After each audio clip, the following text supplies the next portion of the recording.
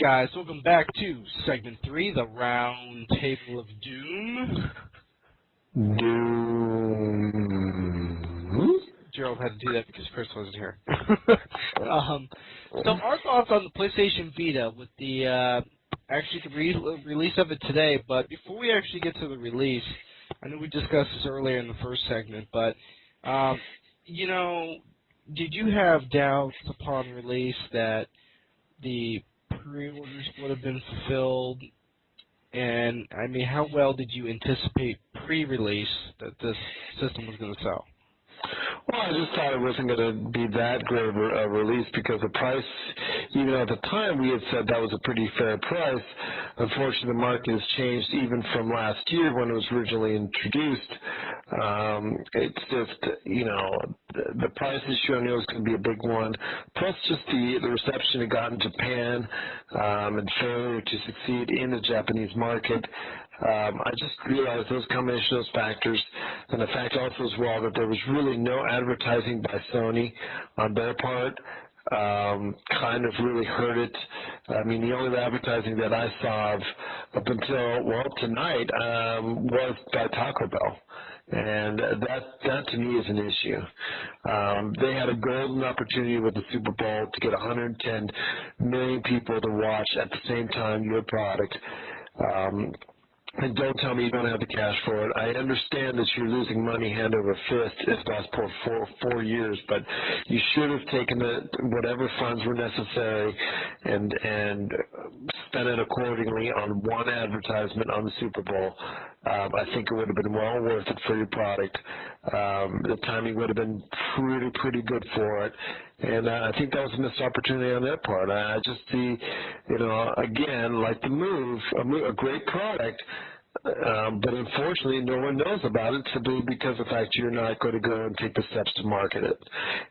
Yeah, they didn't really financially allocate their funds the right way for advertisement. I was just thinking the same thing myself, was that Move. You know, Move was not anywhere near as successful as it could have been if they would have pushed advertisement more.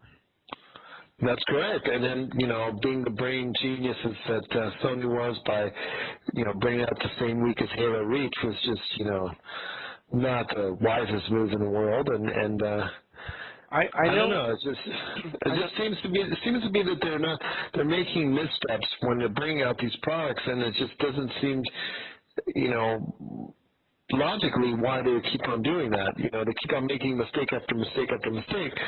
They're Sony. They should be, you know, they didn't get to where they were by just putting out cheese graters. You know, they actually, you know, they are a quality company that puts out quality products. They are one of the most recognizable names in the entire world. And you know, you didn't get there by doing, you know, things, you know, halfway. I just don't understand why they keep making these mistakes on items that can generate a lot of revenue for them. Well, maybe Sony just considers the gaming market a side project for them. Well, it shouldn't be. I mean, I think Activision's proved by generating $1 billion in 16 days for Call of Duty that, you know, it can be something worthwhile. I mean, obviously, you know, that it'd be nice if everybody, you know, produced a Call of Duty.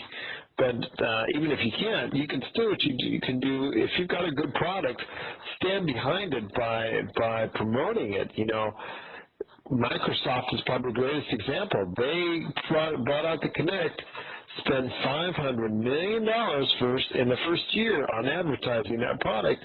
Now everybody knows about it, everybody has it, even though it doesn't really have great games to support it, and not even anywhere close to the great games that Move does. More people still buy Kinect by far because they know more about it. Well, and, you know, talking a little bit about the PlayStation Vita's hardware, I know that I said PETA earlier. It was probably because Gerald was going on about me ranting about PETA. The PlayStation PETA. The PlayStation Vita's overall hardware and just how software functionality.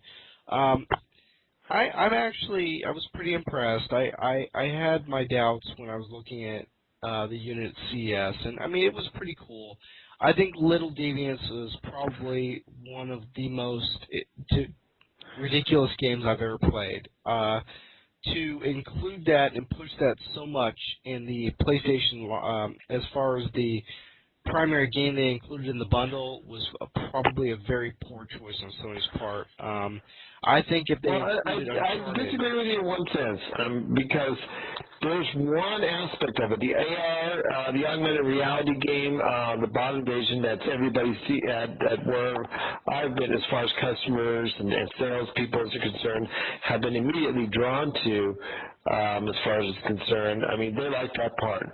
They don't get to see the rest of the game. Now, the rest of the game, which is going to be on our exclusive Vita page with a ton of reviews up, that's going to be one of them. I will tell you that the review is not going to be indicative of that actual demo. I think it'll be more along the lines of what you're talking about. And in that sense, I do agree with you on that, because the title is not something that you're going to push with it. But you were saying, as far as what title would you put with it? I would have put Uncharted. Normally I would say that too, but the problem is that game costs so much to, you can see by the fact that it's $10 higher than any other Vita game coming out. I can tell that there's probably a lot of development dollars in it, and if they did bundle it, unfortunately, that probably would mean that Sony would have to choke on a lot of dollars, and that's something I don't think they wanted to do. Well, yeah, but in the long run, they probably would have made a higher product sale. Instead of maybe Uncharted, maybe an Ultimate Marvel vs. Capcom 3 might have been a wiser choice. Gravity Rush is pretty good. Gravity Rush is good, but it's not a title not many know about. That's something that we'll also have a review of. I just, I really see the price tag for Uncharted probably being the reason why they didn't bundle in there now. They may do it in the holiday when all the prices go down, hopefully. But I think at launch they should have done, like you said, as well. I do agree with you. They should have done a different title. Yeah, I really think where their sales are going to hurt is again price point. Is that on top of the unit, which people are genuinely excited when they see it, because again the interface is impressive. It's a very clean interface. It's a very very fast running unit. You're able to jump in. Well, I disagree with you on the interface. I think there's a lot of things that they don't explain as far as some of the subtlety and some of the tricks and some of the ways to function and get around in the unit that they don't explain, and that's not in the welcome park. I think they only just covered the basics, and there's a lot of self-exploration that needs to be done on the unit itself. I think the interface is okay at best, but I do have issues with it. Oh, what are your issues with how it works? Well, as far as when you're able to interact with it, as far as finding things, as far as menus, I know are an issue, as far as even explaining how you close programs, which is not explained very well at all. I think that's an issue. So. Yeah, I did kind of learn how to do that myself. I don't really consult the manual. So. And like I said, it just leaves a lot of room for exploratory, nature. So it leaves itself for a self-exploratory nature, but which is, maybe good, but to some it may lead to a lot of frustration. So. Well, yeah, I mean, you have to really just spell it out for everybody. You can't automatically assume that everybody's going to know what to do as soon as they turn it on. So, yeah, exactly. I know. I mean, absolutely, I agree with that. But I mean, overall, I think that the graphics on that are some of the best I've ever seen on a handheld. And I mean, absolutely. I mean, it has the best engine of any handheld. I mean, you look at Uncharted. I think Uncharted is going to be the best. The Uncharted Golden Abyss is by far and away, and I'm just going to say this, it's part of my review, it is by far and away the best looking handheld game ever. Just bar none. There is no better game that looks better than it right now. So I think it blows away any 3DS title, blows away any PSP, DS, or what have you as far as a handheld title is concerned. And thus, I think that there's a lot of, that's why I said there was a lot of work that went into it. It does pay off in that sense.